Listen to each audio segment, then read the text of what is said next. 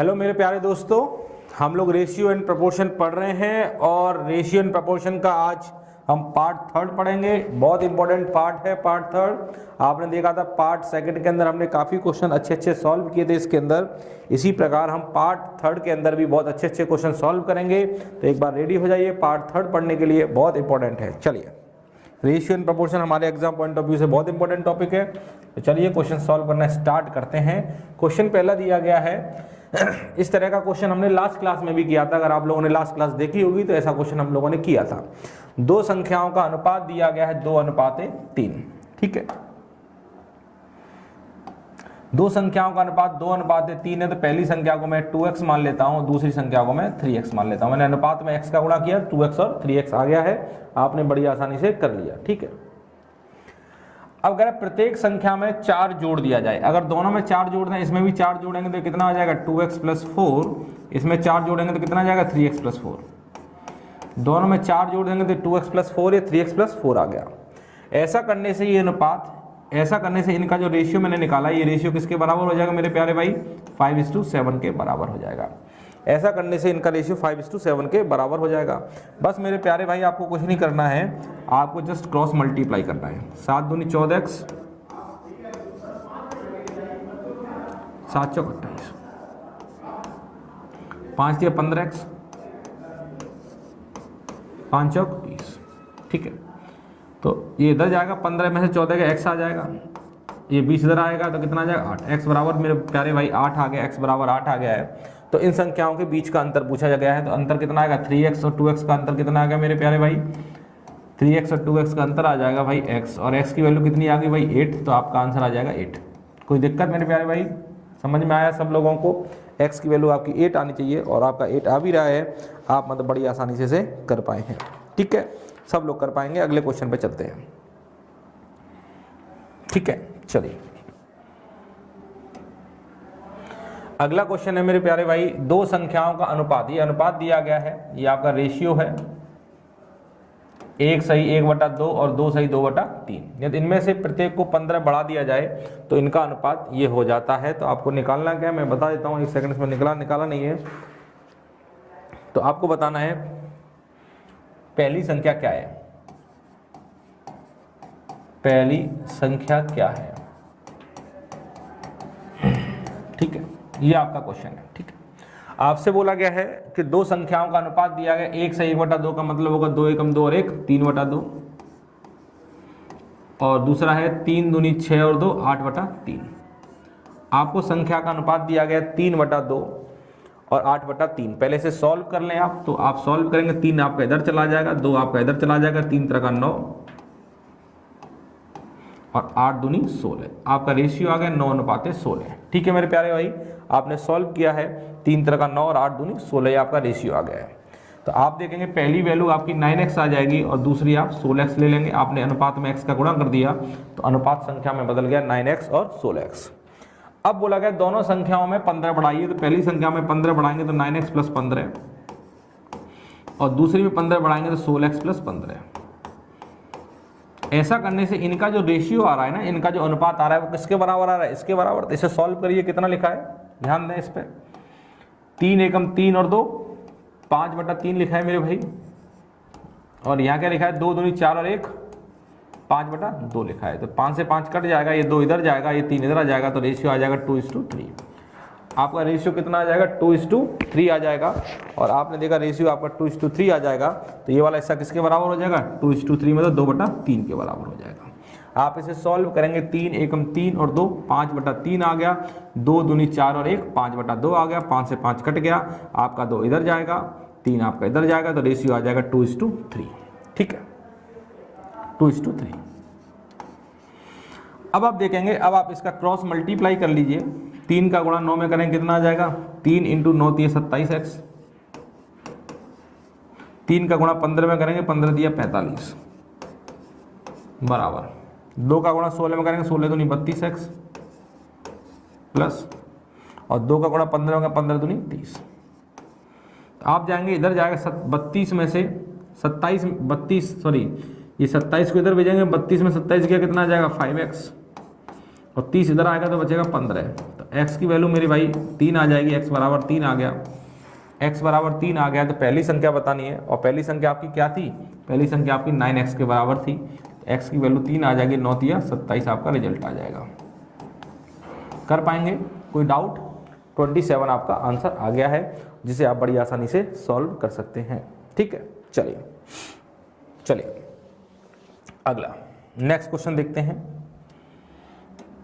ये आपका अगला क्वेश्चन, इस क्वेश्चन को आप लोग सॉल्व करें, ये क्वेश्चन बहुत अच्छा है, आप ध्यान दें। इस क्वेश्चन पे आपसे बोला गया 2010 रुपए को एबीसी में इस प्रकार बांटा गया है, ध्यान दे रहे हैं सभी लोग। 2010 रुपए को एबीसी में इस प्रकार बांटा गया है, 2010 रुपए, ये पैसा इनमें बांटा जा रहा है, तो इनका अनुपात निकालना पड़ेगा बांटने के लिए। कैसे बांटा गया कि ए को 5 रुपए मिले तो बी को 12 रुपए मिलेंगे। अगर मैं ए और बी के पैसे का अनुपात निकालूं तो ए को अगर 5 आएगा तो बी के हिस्से में 12 आएगा। ये इनका अनुपात आ गया कि सर ए को अगर 5 देंगे तो बी को 12 मिलेगा। बी और सी, बी को अगर 4 मिले, बी और सी का अनुपात निकालें, अगर बी को अगर आप सर 4 देंगे तो सी को कितना देना पड़ेगा, 5.5, 5.5 देना पड़ेगा, है ना। अगर बी को आप 4 देते हैं तो सी को आपको 5.5 देना पड़ेगा। तो ए और बी का रेशियो आपको पता है और बी और सी का रेशियो आपको पता है, तो क्या आप दोनों रेशियो को मिलाकर ए बी सी का रेशियो नहीं बता पाएंगे मुझे? क्या इन दोनों रेशियो को मिलाकर आप ए बी सी का रेशियो नहीं बता पाएंगे? तो आप कहेंगे बता देंगे भाई, इन दोनों गुणा करेंगे 5 चौक 20 आ गया, यहाँ पर यहाँ गुणा करेंगे 12 चौक 48 आ गया, यहाँ गुणा करेंगे तो 12 पंजे 60, जीरो वहाँ से लागी 6, 12 60 6 66 आ जाएगा।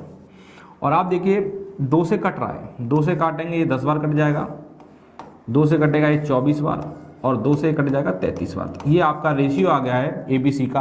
अब इस एबीसी के अंदर आपको 2010 रुपये को बांटना है, तो बोला गया विभाजन में सी का जो भाग है बी के भाग से कितना अधिक है, मतलब सी और बी का अंतर बताना है। ध्यान दीजिएगा, सी और बी का अंतर बताना है, तो सी और बी का अंतर कैसे निकालेंगे? सी का भाग बी के भाग से कितना अधिक है, सी और बी का अंतर बताना है। ध्यान दें मेरे प्यारे भाई, आप देखिए ए के हिस्से में 10 आ रहा है, बी के हिस्से में 24 आ रहा है और सी के हिस्से में 33 आ रहा है। आपको सी और बी का अंतर बताना है, तो सी के हिस्से में कितना है 33 और बी के हिस्से में कितना है 24, तो दोनों का अंतर कितना आ जाएगा भाई?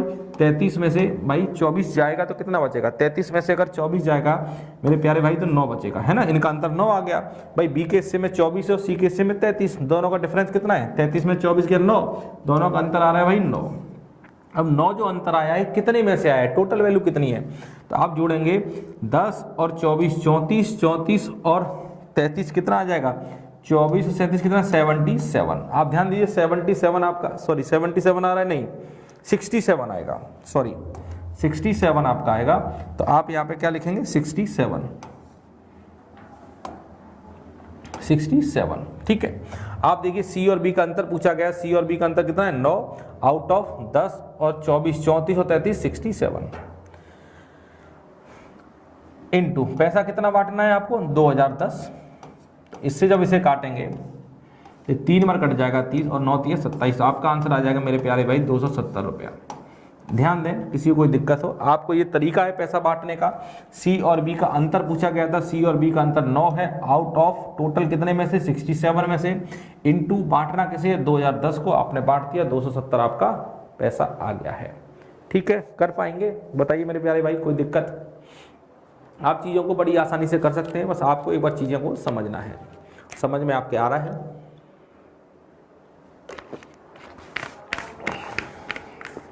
चलिए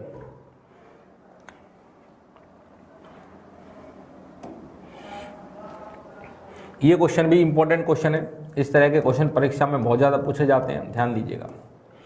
एक बैग में 410 रुपये हैं जो 5 रुपये, 2 रुपये और 1 रुपये के रूप में है। ठीक है, इनकी संख्या का अनुपात आपको दिया गया 4, 6, 9। तो आपसे बोला गया 2 रुपये के सिक्के कितने होंगे। ठीक है, अब आप मुझे इतना बताइए, जैसे मैं आपसे बोला, आप एक चीज़ मुझे बताइए, जैसे मैंने आपसे बोला कि आपकी जेब में मान लीजिए 5-5 के सिक्के हैं, आपकी जेब में 5-5 के सिक्के हैं और 5-5 के सिक्के कितने हैं? 10 है। ठीक है, आपकी जेब में 5-5 के सिक्के और 5-5 के सिक्के कितने? 10 है। तो आपकी जेब में टोटल रुपया कितना हुआ, आप मुझे बताएंगे जरा? तो आप कहेंगे सर 5-5 के सिक्के अगर 10 हैं तो मेरी जेब में कितना रुपया हुआ? 5 × 10 50 रुपया मेरी जेब में हुआ। मैंने बोला आपने भाई कैसे निकाला? तो आप कहेंगे सर सिक्का मेरे पास 5 का था और सिक्कों की संख्या कितनी थी? 10। मतलब सिक्का के चेहरे पर जो लिखा है उसका गुणा अगर सिक्कों की संख्या से कर दूं तो मेरा क्या आ जाएगा, पैसा आ जाएगा, अमाउंट आ जाएगा। तो आप देखिए, आप ध्यान दीजिएगा, अगर आपको अमाउंट निकालना है, अगर आपको अमाउंट निकालना है, अमाउंट का मतलब क्या होता है, राशि, पैसा। अगर आपको पैसा निकालना है तो आप क्या करेंगे, सिक्के के चेहरे पे जो लिखा होता है, सिक्के के चेहरे पे जो लिखा होता है उसे हम क्या बोलते हैं, फेस वैल्यू। ध्यान दीजिएगा, सिक्के के चेहरे पे जो लिखा होता है उसे बोलते हैं फेस वैल्यू। सिक्के के चेहरे पे जो लिखा होता है उसे सिक्कों की संख्या, मतलब नंबर ऑफ कॉइन्स, सिक्कों की संख्या से आप गुणा कर देंगे तो आपका अमाउंट आ जाएगा। कभी भी अगर आपको अमाउंट या राशि चाहिए होती है तो सिक्के के चेहरे पे जो लिखा होता है उसका गुणा सिक्कों की संख्या से कर देते हैं। जैसे मैं आपसे बोलूं, आपके पास 2-2 रुपए के सिक्के हैं और 2-2 रुपए के सिक्के हैं आपके पास 10, मेरे पास कितना रुपया हुआ, तो आप क्या करें, 2 रुपए का 10 में गुणा कर देंगे तो आपका 20 रुपया हुआ, है ना। तो अमाउंट निकालने के लिए फेस वैल्यू और नंबर ऑफ कॉइन्स का गुणा करते हैं। तो आप देखिए, आपके पास 5 रुपया, 2 रुपया, 1 रुपए के सिक्के, तो फेस वैल्यू हम सबसे पहले देख लेते हैं, इन्हें बोलते हैं फेस वैल्यू। तो आपके पास 5 रुपए का सिक्का है, 2 रुपए का सिक्का है आपके पास, और आपके पास 1 रुपए का सिक्का है। ठीक है, ठीक है। अब नंबर ऑफ कॉइन्स, सिक्कों की संख्या, नंबर ऑफ कॉइन्स, सिक्कों की संख्या का आपको अनुपात दिया गया है 4, 6, 9। तो अगर इस अनुपात को मैं संख्या में बदलूं तो x का गुणा कर दूंगा तो ये हो जाएगा 4x, ये हो जाएगा 6x और ये हो जाएगा 9x। ठीक है, मैंने क्या किया, सिक्कों की जो संख्या है उसका अनुपात दिया गया 4, 6, 9, जिसे बदलेंगे 4x, 6x और 9x आ गया। तो अमाउंट, अमाउंट, तो आपको पता है सर, अमाउंट अगर निकालना है, राशि अगर निकालनी है तो सिक्कों की संख्या का सिक्कों के चेहरे पर जो लिखा है उसका गुणा कर दीजिए, तो आप अमाउंट निकाल लीजिए। अमाउंट आपका आ जाएगा, तो गुणा करिए, 5 चौक 20x, यहाँ 6 दूनी 12x और 9x, ये आपका अमाउंट आ गया। और इसे अगर आप जोड़ देंगे तो आपका टोटल अमाउंट आ जाएगा। ये आपका अमाउंट आ गया, और अमाउंट तो आपको दिया गया, अमाउंट कितना दिया गया आपको, 410 रुपया। ये टोटल कितने के बराबर, 410 के बराबर है। आप इसे जोड़ेंगे तो 41x बराबर 410, तो x बराबर 10 आ जाएगा। तो आपसे पूछ क्या रहा है, आपसे पूछ रहा है 2 रुपए के सिक्कों की संख्या। तो 2 रुपए के सिक्कों की संख्या कितनी है, 6x, तो 6x का मान पूछ रहा है, x की वैल्यू 10, 6 × 10 कितना आ जाएगा भाई, 60 सिक्के। ये आपका आंसर है। बताइए आप कर पाएंगे कि नहीं कर पाएंगे। किसी विद्यार्थी को बिल्कुल भी दिक्कत नहीं आनी चाहिए, सब मेरे प्यारे भाई सीखेंगे। ठीक है, आपने देखा अमाउंट निकालने के लिए फेस वैल्यू और नंबर ऑफ कॉइन्स का गुणा किया। तो फेस वैल्यू 5 है, नंबर ऑफ कॉइन्स 4 है, 5 × 4 कितना हो जाएगा 20x, 2 × 6 कितना होगा 12, 1 × 9 कितना होगा 9x। ये आपका अमाउंट आ गया। अमाउंट कितने के बराबर है भाई, अमाउंट 410 के बराबर है। तो 41x बराबर इतना, तो x बराबर 10। तो आप देखेंगे आपका आंसर कितना आ गया, 60 सिक्के आपका आंसर आ गया है। ठीक है, चलिए अगला क्वेश्चन देखते हैं। सही, एक बैग में 50 रुपया है, ये आपको दिया गया है, और जो 1 रुपया 50 पैसे और 25 पैसे के सिक्के के रूप में। ठीक है, आपने देखा, और आपको बोला गया इनकी संख्या का अनुपात दिया है 50 पैसे के सिक्के। तो आपको देखिए फेस वैल्यू दी गई है,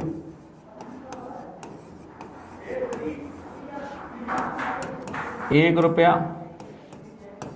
50 पैसा और 25 पैसा, 1 रुपया 50 पैसा और 25 पैसा। ठीक है, ये फेस वैल्यू और सिक्कों की संख्या, नंबर ऑफ कॉइन्स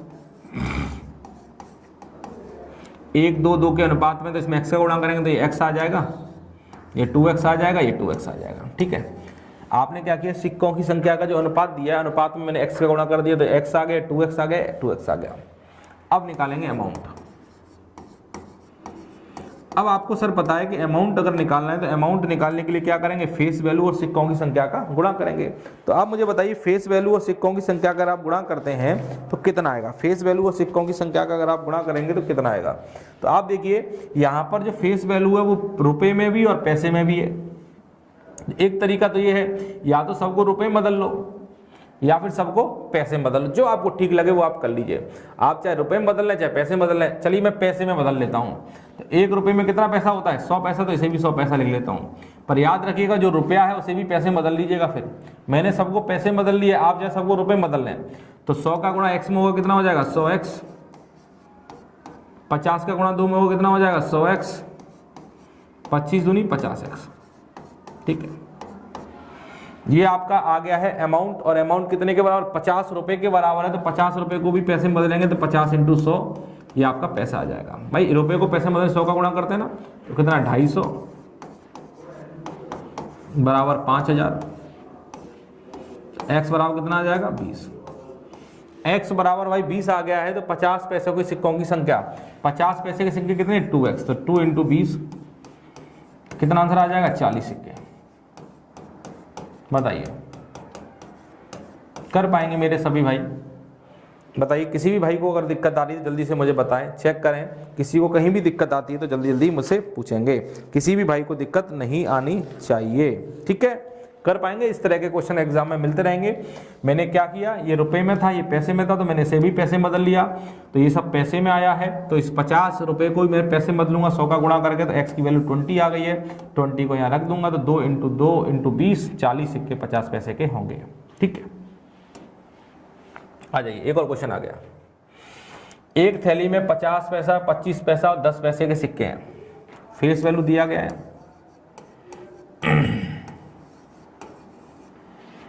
50 पैसे का सिक्का है,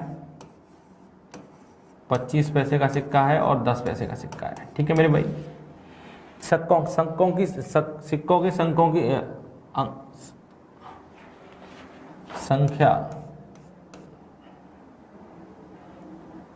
इनकी, ठीक है, इनकी संख्या का अनुपात दिया गया, सिक्कों की संख्या का अनुपात दिया गया, कितना दिया गया भाई आपको, 5 9 4, नंबर ऑफ कॉइन्स 594, तो इसमें x का गुणा कर दूं, ये 5x आ जाएगा, ये 9x आ जाएगा, ये 4x आ जाएगा, ठीक है?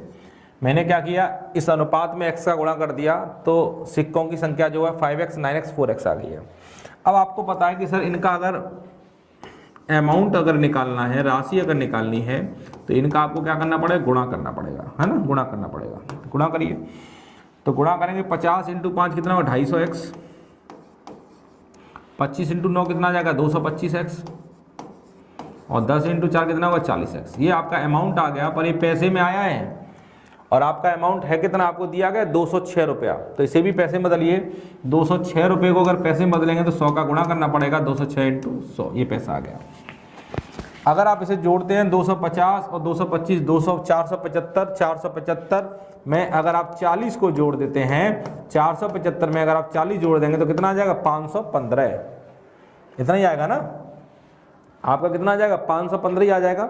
आप इन्हें जोड़ेंगे, 250 और 225 475, हाँ 515 आ गया, 515x आ गया, और यहाँ देखेंगे 20600 आ जाएगा। अब बताइए किससे कट रहा है आप मुझे बताएं किससे कट रहा है ये। अगर आप देखेंगे 103 से कट रहा है, 103 दूनी 206, 103 पंजे 515, 5 से फिर कट जाएगा ये 40 बार, तो x बराबर कितना आ जाएगा, 40, x बराबर 40 आ गया। 10 पैसे के सिक्के पूछ रहा है, ये आपके 10 पैसे के सिक्के हैं, 4x तो 4 × 40, तो आपका आंसर बेटा आएगा 160 सिक्के। बताइए, अगर आपको समझने में थोड़ी सी भी दिक्कत आती है तो एक बार वीडियो को फिर दोबारा से रिपीट करिएगा, फिर देखिएगा, फिर रिपीट करिएगा, फिर देखिएगा, एक एक कॉन्सेप्ट समझिएगा कि क्या कर रहा हूं मैं। बार बार एक ही काम कर रहा हूं कि फेस वैल्यू और नंबर ऑफ कॉइन्स का गुणा कर रहा हूं, इन दोनों का गुणा कर रहा हूं, तो अमाउंट आ रहा है। अमाउंट आपने देखा ये सब पैसे में, तो इसे भी पैसे बदल लिया, एक्स की वैल्यू 40 आ गई है, तो यहाँ पे पुट कर देंगे 4 × 40, 160 सिक्के आपके आ जाएंगे और आप बड़ी आसानी से सॉल्व कर पाएंगे। ठीक है, चलिए अगला। आपसे बोला एक बैग में 1 रुपया है, 50 पैसे और 25 पैसे के सिक्के हैं। देखिए फेस वैल्यू फिर आपको दी गई है,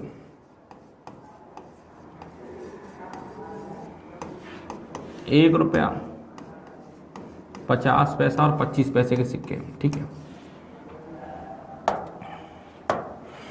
50 पैसे के सिक्कों की संख्या 25 पैसे के सिक्कों की संख्या की 2 गुनी है। नंबर ऑफ कॉइन्स पे आ जाइए। 50 पैसे के सिक्कों की संख्या 25 पैसे के सिक्कों की संख्या की 2 गुनी है और 1 रुपए के सिक्कों की संख्या की से 4 गुनी है। 50 पैसे के जो सिक्के हैं वो 25 पैसे के सिक्कों की संख्या के 2 गुने हैं और 1 रुपए के सिक्कों की संख्या के 4 गुने हैं। अगर मैं 1 रुपए की सिक्कों की संख्या x मान लूं तो इसका 4 गुना करूंगा तो ये आ जाएगा 4x के बराबर।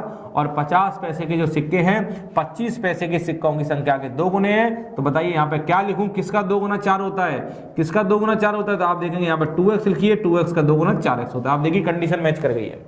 50 पैसे के जो सिक्के हैं 25 पैसे के सिक्कों के 2 गुने हैं। 25 पैसे के अगर 2x है, 2 गुना 4x होता है।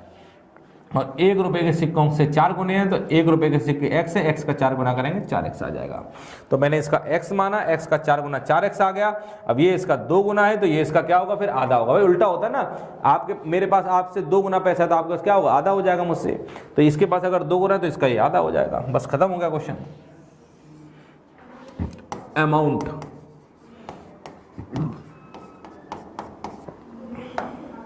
ठीक है।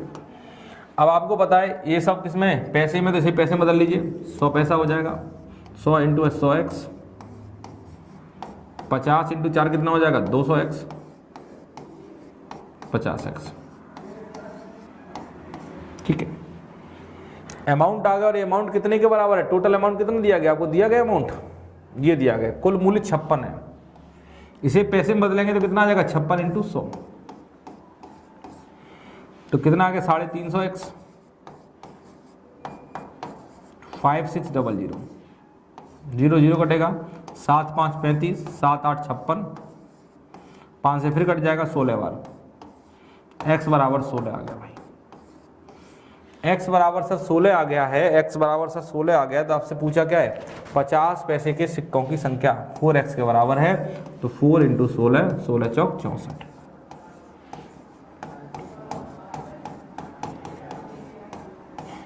16 चौक 64। कर पाएंगे मेरे प्यारे भाई?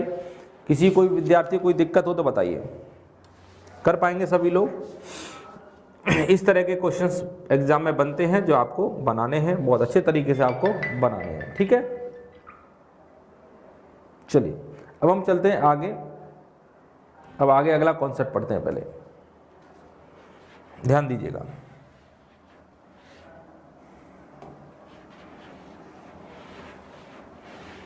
अब आप देखिए क्वेश्चन सॉल्व करने से पहले थोड़ा सा कॉन्सेप्ट पढ़ लीजिए पहले।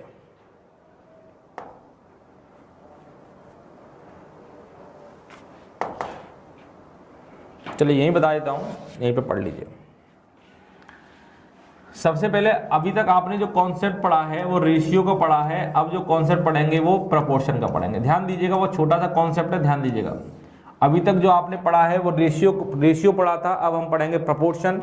प्रपोर्शन का मतलब होता है समानुपात। बहुत छोटा सा कॉन्सेप्ट है इस प्रपोर्शन का। प्रपोर्शन का जो कॉन्सेप्ट है बहुत छोटा सा है, बड़ी आसानी से समझ में आ जाएगा। प्रपोर्शन को हम इन 4 बिंदी से रिप्रेजेंट करते हैं। जो 4 बिंदी मैंने बनाई है प्रपोर्शन का चिन्ह है, और इन 4 बिंदी का मतलब होता है बराबर। तो प्रपोर्शन का मतलब क्या होता है, बराबर। प्रपोर्शन का यूज कहाँ होता है, जब 2 अनुपात आपस में बराबर हों, जब 2 रेशियो आपस में बराबर होते हैं, तो उस समय आप क्या करेंगे, जब 2 रेशियो आपस में बराबर होंगे तो उन रेशियो का निर्माण करने वाली मात्राएं आपस में क्या होंगी, प्रपोर्शन में होंगी, समानुपात में होंगी। जब 2 रेशियो आपस में बराबर हो जाएंगे तो उनका निर्माण करने वाली मात्राएं आपस में प्रपोर्शन में होंगी, ठीक है। जैसे आपसे बोला गया A/B, एक अनुपात ये रहा और दूसरा है C/D। अगर ये दोनों अनुपात आपस में बराबर हैं तो अगर इसे रिप्रेजेंट करेंगे तो A/B बराबर का मतलब समानुपात का चिन्ह होता है, C/D। तो आप देखेंगे अगर A/B बराबर C/D है तो ABCD इनका निर्माण करने वाली जो मात्राएं हैं ये किस में होंगी, प्रपोर्शन में होंगी, ठीक है। इन्हें कैसे रिप्रेजेंट करते हैं, A/B का मतलब A/B, बराबर का चिन्ह ये होता है, और C/D आ जाएगा, ठीक है। समझ में आया? जब 2 अनुपात आपस में बराबर हो, सुन लें दोबारा डेफिनेशन, जब 2 अनुपात आपस में बराबर हों तो उन अनुपात का निर्माण करने वाली मात्राएं, उन अनुपात का निर्माण करने वाली मात्राएं आपस में क्या होती हैं, समानुपात में होती हैं। ये आपके समानुपात का चिन्ह है, ठीक है। इसे बोलते हैं हम फर्स्ट प्रोपोर्शनल। ध्यान दीजिएगा, फर्स्ट प्रोपोर्शनल। फर्स्ट प्रोपोर्शनल का मतलब क्या होता है, प्रथम समानुपाती। इसे हम क्या बोलते हैं, प्रथम समानुपाती। इसे बोलते हैं हम सेकंड प्रोपोर्शनल। सेकंड प्रोपोर्शनल का मतलब क्या होता है, द्वितीय समानुपाती। इसे हम बोलते हैं थर्ड प्रोपोर्शनल। थर्ड प्रोपोर्शनल का मतलब क्या होता है, तृतीय समानुपाती। और ये हमारा होता है फोर्थ प्रोपोर्शनल, जिसे हम बोलते हैं चतुर्थानुपाती, है ना। चतुर्थ समानुपाती आप बोल लो या चतुर्थानुपाती बोल लो। ये प्रथम समानुपाती है, ये द्वितीय, ये तृतीय और ये चतुर्थ, है ना। इसके अलावा और आप क्या कह सकते हैं, ध्यान दें इधर, जैसे दिया गया A/B समानुपाते C/D। पहला वाला, ध्यान दीजिए, पहला वाला और लास्ट वाला, ये दोनों जो हैं इन्हें बोलते हैं चरम पद। क्या बोलते हैं, चरम पद, पहले वाले को लास्ट वाले को चरम पद बोलते हैं, और जो बीच वाले पद होते हैं इन्हें क्या बोलते हैं, माध्य पद। माध्य पद का मतलब क्या होता है, मीन टर्म, मीन टर्म। ये आपका माध्य पद है और ये आपका चरम पद है। चरम पद को क्या बोलते हैं, एक्सट्रीम टर्म। ठीक है, एक्सट्रीम टर्म। पहला और लास्ट वाले जो कोने वाले हैं इन्हें हम बोलते हैं चरम पद, और जो बीच वाले होते हैं इन्हें माध्य पद बोलते हैं, या फिर ऐसे बोल सकते हैं इसे प्रथम, इसे द्वितीय, तृतीय और फोर्थ प्रोपोर्शनल। और आपको पता है जब दो अनुपात आपस में बराबर हों तो A/B बराबर C/D, अगर इनका क्रॉस मल्टीप्लाई करेंगे तो क्या आ जाएगा, A × D बराबर B × C, ये होता है। अब A और D मेरे क्या थे, तो आपने देखा सर A और D जो है आपके चरम पद थे, B और C आपके क्या थे, माध्य पद थे। तो आप कह सकते हो सर A और D का गुणा पहला और लास्ट वाले पद का गुणा किसके बराबर होता है, बीच वाले पदों के गुणांक के बराबर होता है। ये आपने देख लिया, और आपने देखा A और D आपके क्या हैं, चरम पद। तो आप कह सकते हो चरम पदों का गुणनफल, चरम पदों का गुणनफल बराबर होता है किसके, माध्य पदों के गुणनफल के। चरम पदों का गुणनफल बराबर होगा माध्य पदों के गुणनफल के। ठीक है, चरम पदों का गुणनफल बराबर माध्य पदों का गुणनफल, मतलब पहले और लास्ट का गुणा करेंगे और बीच वालों गुणा करेंगे तो आपका बराबर आ जाएगा। ठीक है मेरे भाई, कर पाएंगे सब लोग। Product of extreme term, product of mean term, इतना आप जल्दी से नोट डाउन कर लेंगे, फिर उसके बाद हम आगे की बातें करते हैं। ठीक है, चलिए।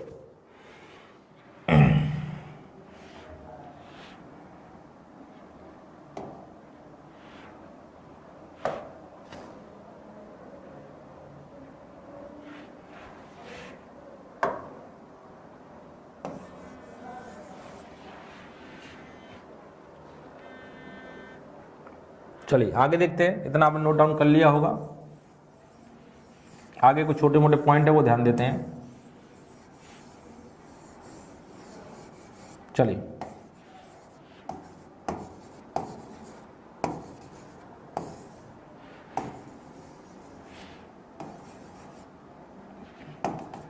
चलिए अब मैं बात करूंगा ये फर्स्ट, सेकंड, थर्ड और फोर्थ प्रोपोर्शनल के लिए जो यहाँ पे क्वेश्चंस बनते हैं। किस तरह के क्वेश्चन बनते हैं ध्यान दीजिएगा।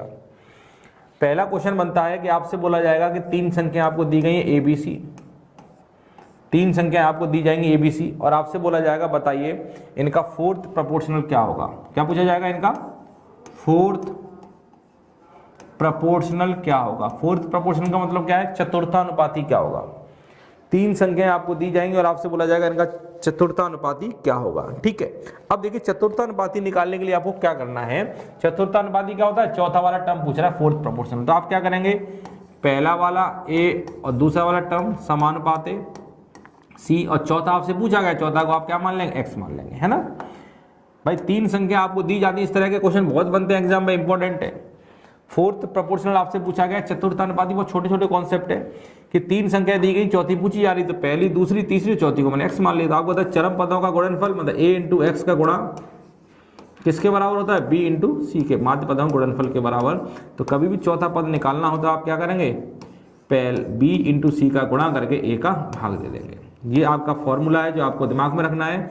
कभी भी आपको तीन संख्याएं दी गई हैं और चौथी निकालनी है तो आप ऐसे नहीं निकालेंगे, आप डायरेक्ट याद रखिए पीछे वाले दोनों का गुणा करके आगे वाले का भाग दे देंगे, आपका रिजल्ट आ जाएगा। B और C का गुणा करके अगर A का भाग दे देंगे चतुर्थानुपाती आ जाएगा। आ जाएगा नहीं आ जाएगा भाई, बताइए भाई। B और C का गुणा करके आगे वाले A का भाग दे देंगे, चतुर्थानुपाती आ गया। कुछ करना कहाँ था, तो आपको ये डायरेक्ट याद रखना है कि B और C का गुणा करके A का भाग दे देंगे, चतुर्थानुपाती आ जाएगा। आ गया है, ठीक है। अब आगे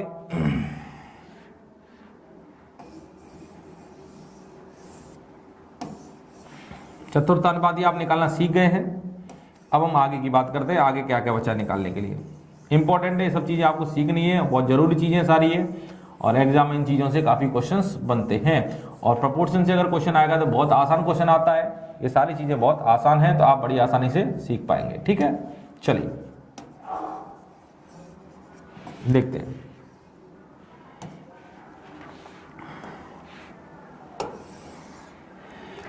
अब आपसे क्या बोलेगा, दो संख्या आपको देगा A और B, और आपसे पूछ लेगा मध्यानुपाती बताइए।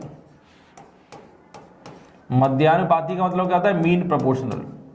क्या बताइए? मीन प्रोपोर्शनल बताइए।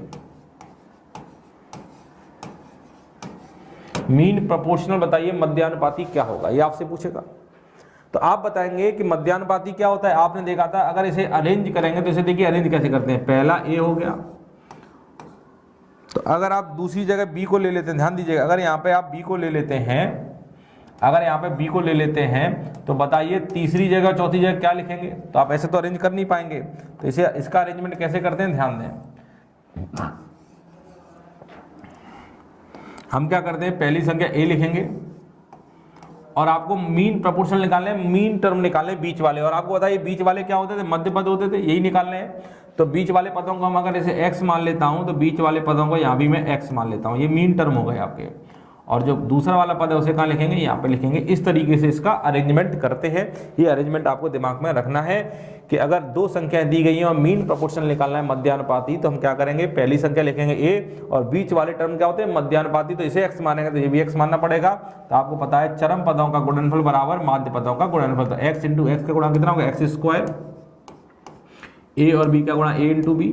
तो सर x की वैल्यू आ जाएगी, वर्ग इधर चला जाएगा, वर्गमूल आ जाएगा, तो a इंटू बी।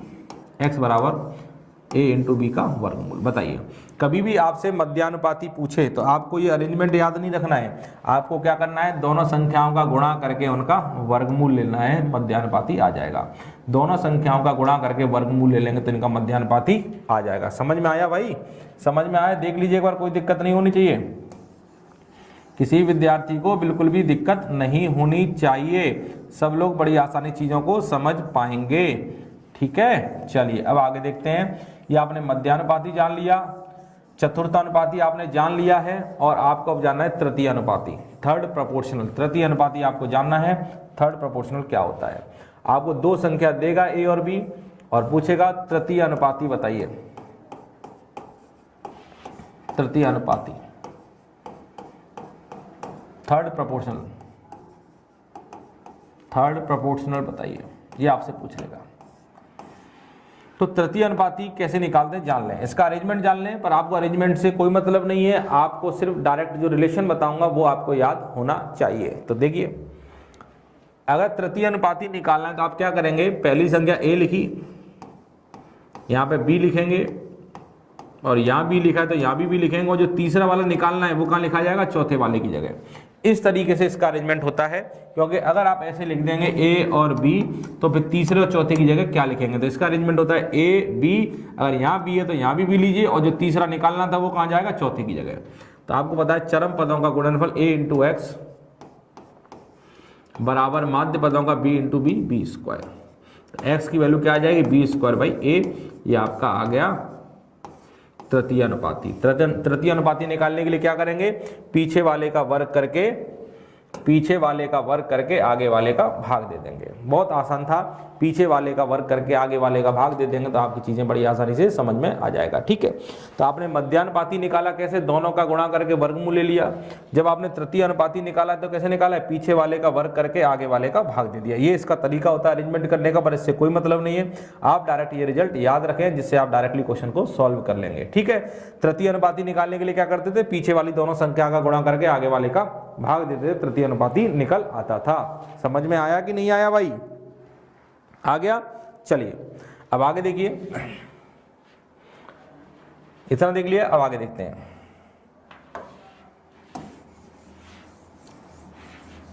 और देखिए आगे, दो संख्या आपको देगा, दो संख्या आपको देगा और आपसे पूछ लेगा क्या? आपसे पूछ लेगा, आपको दो संख्या दी है उसने a और b, और आपसे पूछेगा प्रथम समानुपाती बताइए। ध्यान दीजिएगा, प्रथम समानुपाती। अब बताइए प्रथम समानुपाती कैसे निकलेगा? प्रथम समानुपाती मतलब पहली वाली संख्या क्या होगी वो आपको बतानी है। अब आपको बताना है पहली वाली संख्या आपकी क्या होगी, प्रथम समानुपाती आपको बताना है।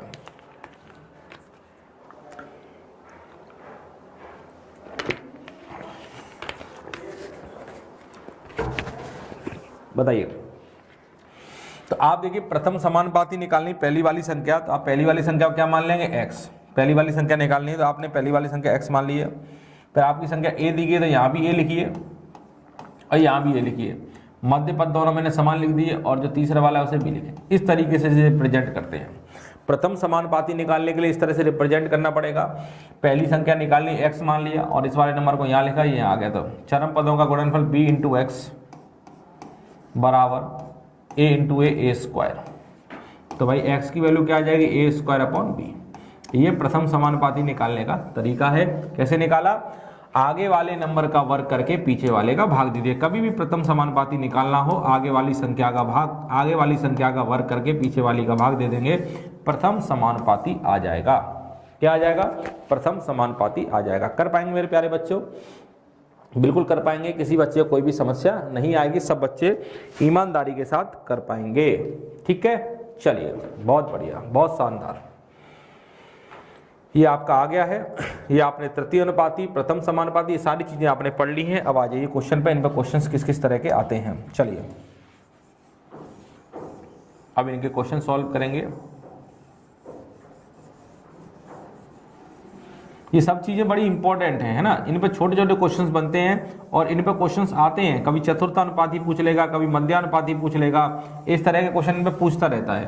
तो बस आपको क्या करना है, डायरेक्ट जो रिलेशन मैंने बताए हैं बस वो आप अपने दिमाग में रख लें और आप क्वेश्चनों को बड़ी आसानी से सॉल्व कर लेंगे। सॉल्व करना बहुत आसान है, सॉल्व करने में कुछ भी नहीं है क्वेश्चनों को। अभी आप देखिएगा, मैं क्वेश्चन कराऊंगा तो चीजें आपको कितनी आसानी से कर लेंगे, आप ध्यान दीजिएगा। ठीक है भाई, चलिए चलिए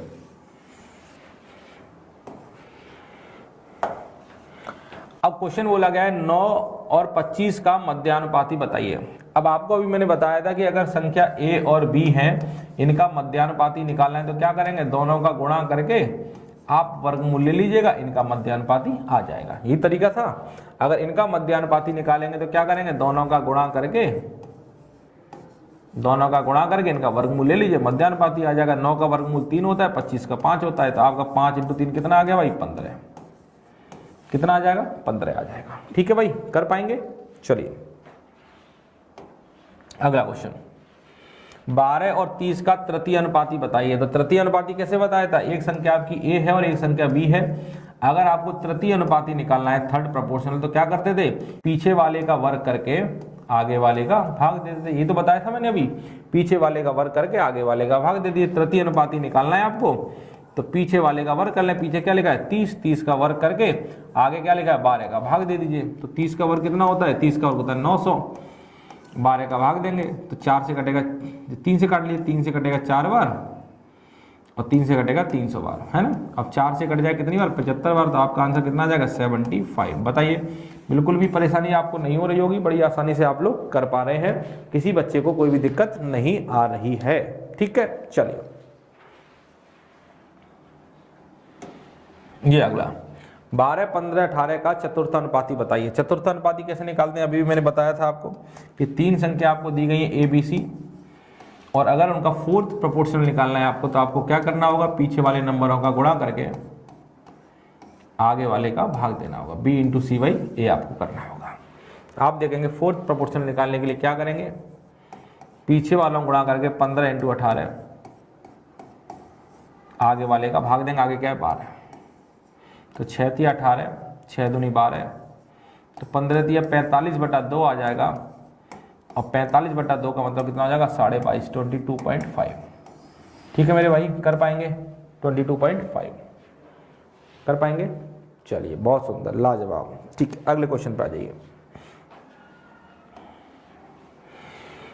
6 और 9 का प्रथम समानुपाती बताइए। तो अभी प्रथम समानुपाती मैंने बताया था, a और b दो संख्या है। अगर आपको प्रथम समानुपाती निकालना है तो क्या करेंगे, आगे वाले का वर्ग करके पीछे वाले का भाग दे देंगे। ये तरीका होता है प्रथम समानुपाती निकालने का।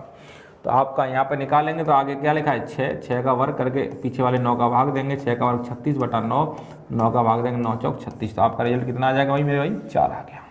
ठीक है भाई, चलिए आगे आ जाइए। ये 6.4, 0.016 का मध्यानुपाती। मध्यानुपाती कैसे निकालते हैं, दोनों का गुणा करिए, दोनों का गुणा करिए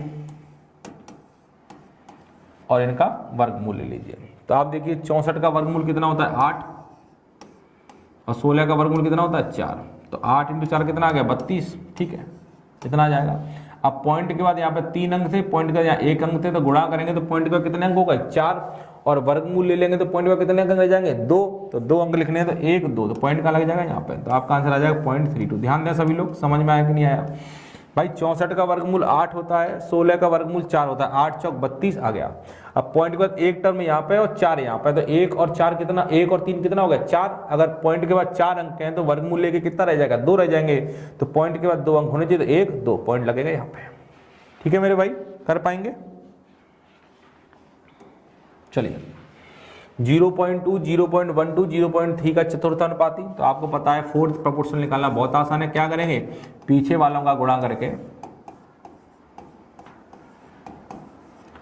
आगे वाले से भाग दे देंगे, 0.2 से भाग दे देंगे। ठीक है, पॉइंट से पॉइंट कट गया भाई।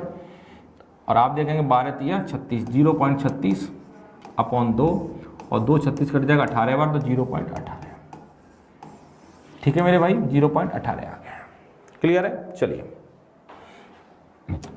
अगला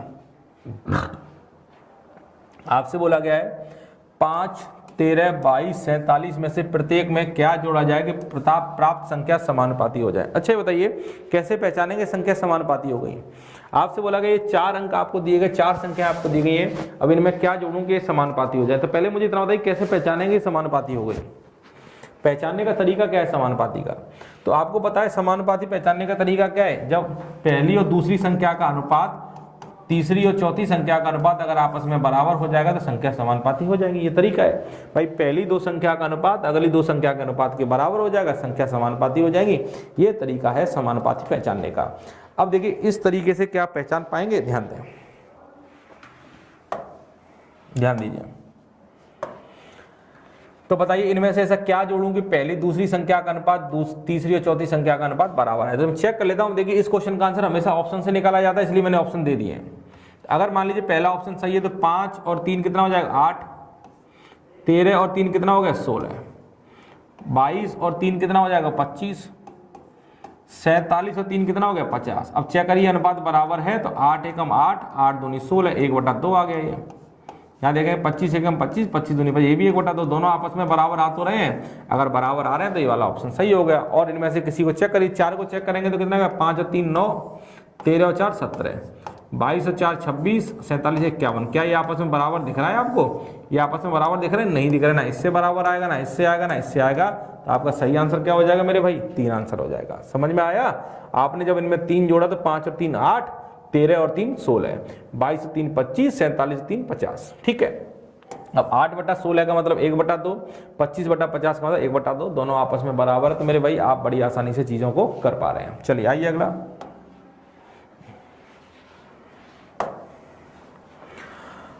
5 21 28 सॉरी ये तो क्वेश्चन नंबर 15, 21 38 55 106 में से क्या घटाऊं कि संख्या समानुपाती हो जाए। ठीक है, अब घटाने की बात हो रही है, चेक कर लीजिए।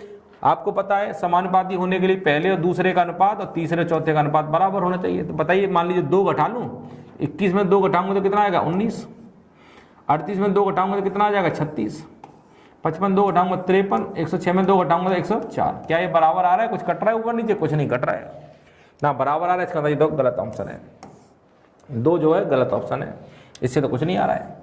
4 देखिए 21 में 4 घटाएंगे तो कितना आ जाएगा 17, 38 में 4 घटाएंगे कितना आ जाएगा 34, 55 में 4 घटाएंगे कितना आएगा 51, 106 में 4 घटाएंगे कितना आएगा 102।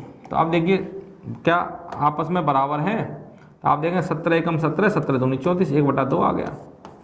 51 एकम 51, 51 दूनी 102, 1/2 ये भी आ गया। ये दोनों आपस में बराबर आ गए, इसका मतलब ये वाला ऑप्शन सही है।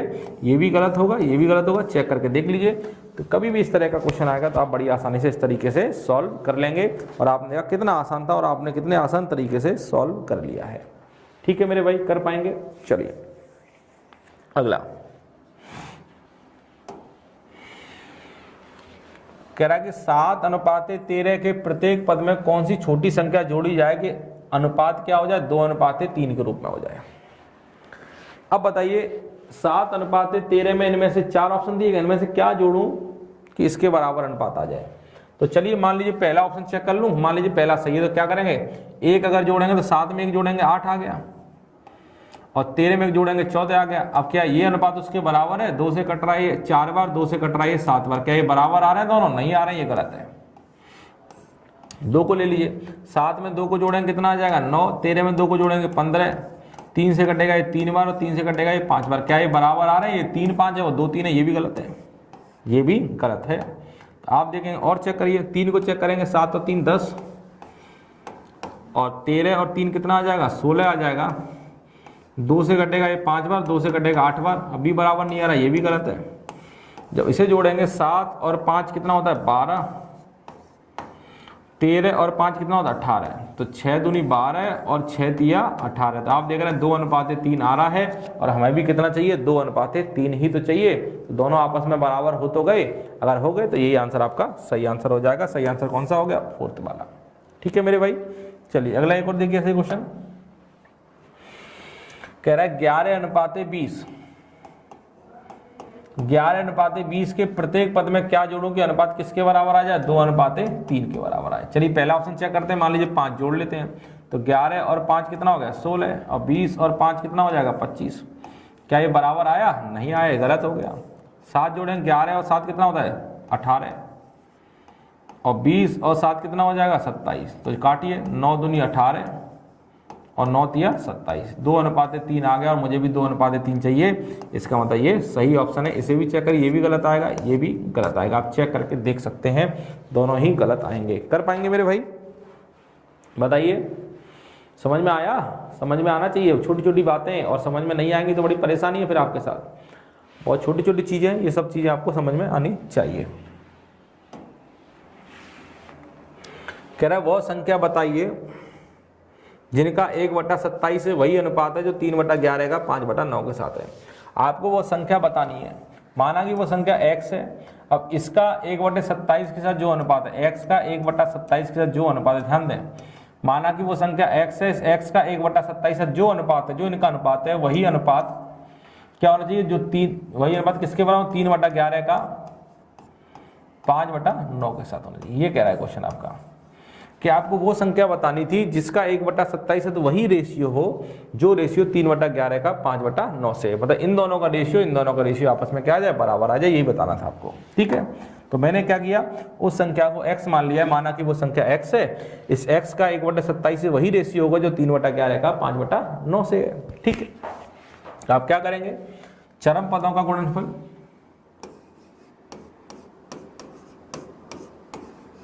बराबर माध्य पदों का 1/27 इंटू 3/11। 3 से 27 कट जाएगा 9 बार और 9 से 9 कट गया। x की वैल्यू कितनी आ जाएगी? 5 आपका इधर चला जाएगा नीचे, तो 11 इंटू 5 कितना हो गया? 55। x बराबर आ जाएगा 1/55। ठीक है भाई, कर पाएंगे? ये आपका आंसर आ गया, x की वैल्यू 1/55। सभी विद्यार्थी कर पाएंगे, सभी लोग कर पाएंगे, किसी को कोई भी दिक्कत नहीं आनी चाहिए। चलिए अगला क्वेश्चन देखते हैं।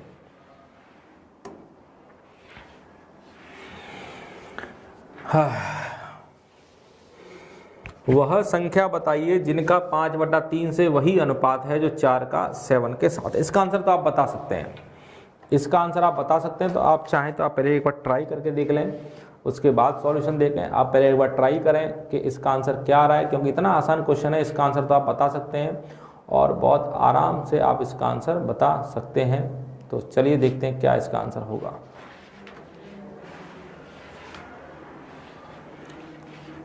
तो आप देखेंगे माना कि वो संख्या x है, तो x का 5/3 के साथ वही अनुपात है जो 4 का 7 के साथ है। ये तो कहना चाह रहा है x का 5/3 के साथ अनुपात, मतलब यहाँ अनुपात लगा लीजिए, बराबर का चिन्ह लगा लीजिए, समान पद कुछ भी लगा लीजिए। तो आपको पता है क्या करेंगे? चरम पदों का गुणनफल x इंटू 7 बराबर माध्य का तो 4। x बराबर आ जाएगा 5 चौक 20, 7 या 21। x बराबर आ गया 20/21, 20/21। ये आपका आंसर है, लिख लीजिए। ठीक है, अगला क्वेश्चन बताइए इसका आंसर क्या होगा। सभी लोग जल्दी जल्दी सॉल्व करके बताएं इसका आंसर क्या होगा। सभी विद्यार्थी करें, कोई भी बैठेगा नहीं, सब लोगों को सॉल्व करना है और मन लगा के सॉल्व करना है। तो चलिए इसका आंसर क्या आने वाला है सब लोग बताएंगे, ठीक है। क्वेश्चन कह रहा है एक्स वाई के वर्ग के समानुपात है, समानुपाती है, लिख लीजिएगा। x जो है y के वर्ग के समानुपाती, x जो है समानुपाती है किसके, y के वर्ग के। ये समानुपाती का चिन्ह है, x जो है समानुपाती है y के वर्ग के। तो आप देखेंगे समानुपाती का अगर चिन्ह उठाएंगे तो कांस्टेंट वेरिएबल k लेना पड़ेगा, तो x बराबर के वाई स्क्वायर आ जाएगा। अगर समानुपाती का चिन्ह उठाएंगे तो कांस्टेंट वेरिएबल k लेना पड़ेगा, x बराबर के वाई स्क्वायर आ गया, ठीक है। अब कह रहा है x का मान अगर 4 है, x की वैल्यू अगर 4 है तो y की वैल्यू कितनी है, 12 है। कह रहा है x बराबर अगर 4 लेते हो तो y का मान कितना आ जाएगा, 12 आ जाएगा। x बराबर 4 लेते हो तो y का मान 12 आ जाएगा। तो x की वैल्यू 4 रखी है बराबर k, y की वैल्यू कितनी है, 12, 12 का स्क्वायर कितना है, 144। 4 से कटेगा 4 3 12, 4 छिक्के 24, तो k का मान कितना आ जाएगा, 1/36 आ जाएगा। 36 इधर जाएगा, 1/36, k बराबर 1/36 आ गया है।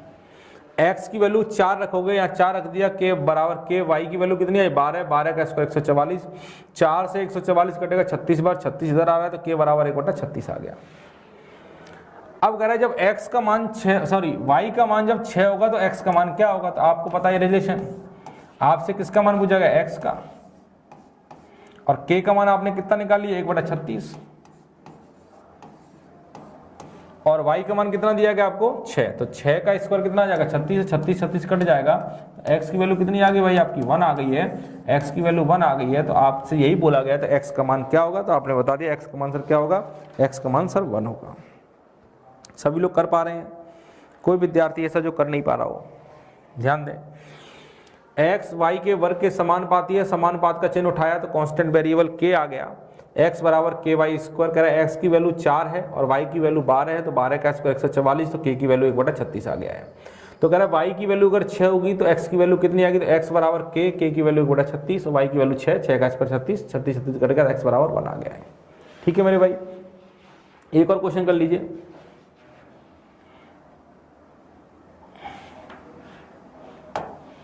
देखिए मैं क्वेश्चन लेता हूं, इसमें लिख के बताता हूं, x y के वर्ग का विलोमानुपाती है, विलोमानुपाती है। x जो है y के वर्ग के विलोमानुपाती है। कह रहा है जब x बराबर 6 है, जब x बराबर 6 है, सॉरी x बराबर 4 है, 6 नहीं, x बराबर 4 लिखिएगा। जब x बराबर 4 है, जब x बराबर 4 है तो 4 हो तो y बराबर 3 है। जब x बराबर 4 है तो y बराबर क्या है, 3 है। तो बताइए, तो बताइए, तो बताइए y बराबर 6 है, 6 हो तो x बराबर क्या होगा, x का मान बताना है। ये क्वेश्चन है आपका कि x जो है y के वर्ग के विलोमानुपाती है। जब x बराबर 4 है तो y बराबर 3 है, तो बताइए y बराबर 6 होगा तो x का मान क्या होगा। तो ध्यान दें, इधर क्वेश्चन आप लोगों को समझ में आ गया होगा। पिछला वाला क्वेश्चन समानुपाती का किया था और ये वाला क्वेश्चन कैसा है, विलोमानुपाती का है ना, विलोम का है। तो x जो है विलोमानुपाती है, तो विलोमानुपाती का तो क्या आ जाएगा, 1/y²। विलोम का तो उल्टा हो जाता है, चिन्ह तो वही रहता है, चिन्ह तो वही समानुपात वाला रहता है, बस विलोम का मतलब 1/, में चला जाएगा। तो x जो है y के वर्ग के विलोमानुपाती है, तो x समानुपाती 1/y², ऐसे ही बोल सकते हैं इसे, ठीक है। विलोम का मतलब उल्टा। अगर ये समानुपात का चिन्ह उठाएंगे तो कांस्टेंट वेरिएबल k आ जाएगा, तो x बराबर k/y² आ गया, ठीक है, ये आपका आ गया है। अब अगर x बराबर 4 है, x की वैल्यू अगर 4 लेते हो और y की वैल्यू कितनी हो जाएगी, 3, तो 3 का स्क्वायर 9 हो जाएगा, तो 9 चौक 36, तो k बराबर आ गया 36, k बराबर 36 आ गया है। तो कह रहा है बताइए y का मान अगर 6 है तो x का मान कितना होगा, तो x बराबर के का मान कितना है 36 और y का मान कितना है 6, तो 6 का स्क्वायर कितना होगा 36, 36 36 कट जाएगा तो x की वैल्यू कितनी हो जाएगी भाई 1 हो जाएगी। आप देखेंगे आपका आंसर 1 आ गया है। बताइए, अगर किसी भी विद्यार्थी को कोई भी दिक्कत आ रही तो मुझे बताएगा, कोई भी दिक्कत नहीं आनी चाहिए। सब लोग चेक करें एक बार।